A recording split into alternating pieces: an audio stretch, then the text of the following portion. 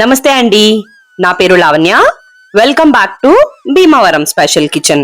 ఈ రోజు నేను మీకు ఇంట్లోనే ప్యూర్ బాదం మిల్క్ ని ఎలా తయారు చేసుకోవాలో చూపిస్తున్నాను అండి.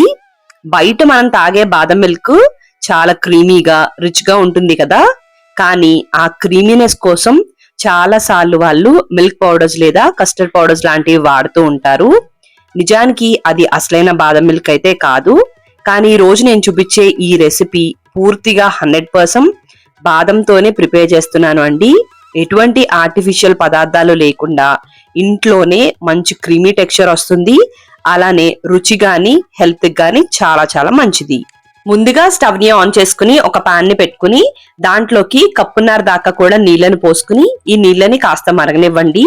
ఇలా మరుగుతో మొదలైనప్పుడు దీంట్లోకి ఒక 40 వరకు కూడా బాదాన్ని తీసుకుని దీంట్లోకి వేసుకోండి. మీరు కావాలనుకుంటే ఈ బాదాన్ని ఇలా మరగనివ్వకుండా ఒక 5-6 గంటల పాటు నానబెట్టి కూడా ఇదే ప్రాసెస్ లో చేసుకోవచ్చు. ఇన్స్టెంట్ గా అప్పటికప్పుడు చేసుకోవాలనుకుంటే ఈ విధంగా వీటిని 1-2 నిమిషాల పాటు ఇలా ఉడికిస్తే గనక పైన తొక్కంతా కూడా ఉబ్బినట్టు వచ్చి ఈ విధంగా రెడీ అవుతుందండి. వెంటనే స్టవ్ ని కట్టేసుకుని ఈ నీళ్ళన్నిటిని కూడా ఒక స్ట్రైనర్ సహాయంతో వడపోసేసుకోండి.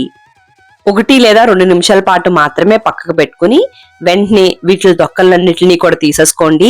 ఎక్కువసేపు ఆరబెట్టేస్తే ఈ తొక్కలు మళ్ళీ బాదానికి అంటుకుపోయి ఈ తొక్కలు ఈ విధంగా ఊర్రావు. చూసారు కదా మనం చేత్తో ఈ విధంగా అంటే ఎంత సింపుల్ గా వచ్చేస్తున్నాయో. ఇలా బాదం తొక్కలను అన్నిటిని కూడా పీల్ చేసేసుకుని ఒక మిక్సీ జార్ లోకి అంతా కూడా ట్రాన్స్ఫర్ చేసేసుకోండి. ఒక 1/2 కప్పు లేదా ఈ బాదం కొద్దిగా ములిగేంత వరకు కూడా పాలను పోసుకోండి. ఇవి కాచుకుని చల్లారి పెట్టుకున్న పాలు అండి. కాచుకున్న పాలు లేకపోతే పచ్చి పాలతో అయినా కూడా చేసేసుకోవచ్చు. ఇప్పుడు వీటిని మెత్తగా అంటే ఈ విధంగా క్రీమీగా పలుకు లేకుండా వీటిని గ్రైండ్ చేసుకోవాలి అండి.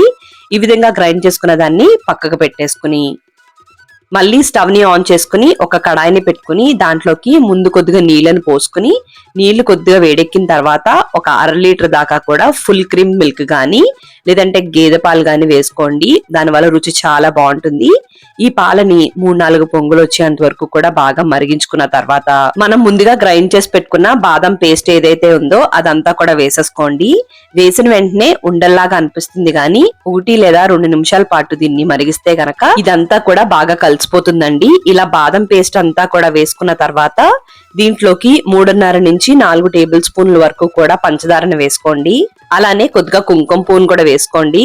కుంకుమ పువ్వు కలర్ కోసం మాత్రమే కాదు, ఫ్లేవర్ అది కూడా చాలా చాలా ఎన్హాన్స్ చేస్తుంది. కుంకుమ పువ్వుతో పూర్తి కలర్ రాదు కాబట్టి ఒక్క చిటికెడంతా పసుపుని కూడా వేసుకోండి. పసుపు వేయడం వల్ల పసుపు ఫ్లేవర్ ఏమి ఎక్కువగా డామినేటింగ్ గా ఏమీ ఉండదు, మంచి కలర్ వస్తూ ఉంటుందండి.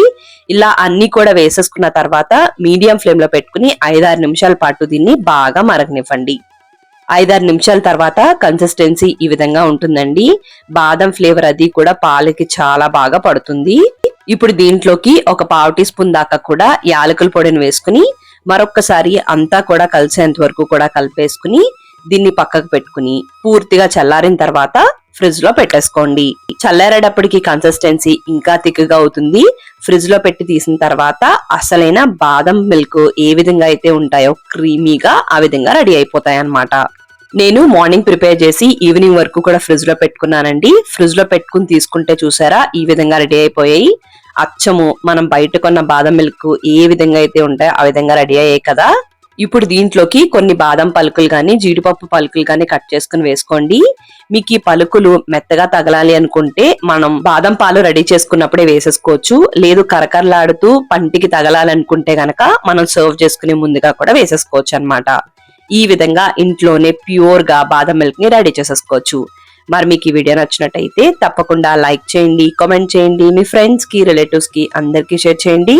మీరు నా ఛానల్ ని ఫస్ట్ టైం చూస్తున్నట్టయితే సబ్స్క్రైబ్ చేసి పక్కనే ఉన్న బెల్ లో ఆల్ అని ప్రెస్ చేస్తే నేను ఈ వీడియో పెట్టిన మీకు నోటిఫికేషన్ వచ్చేస్తుంది.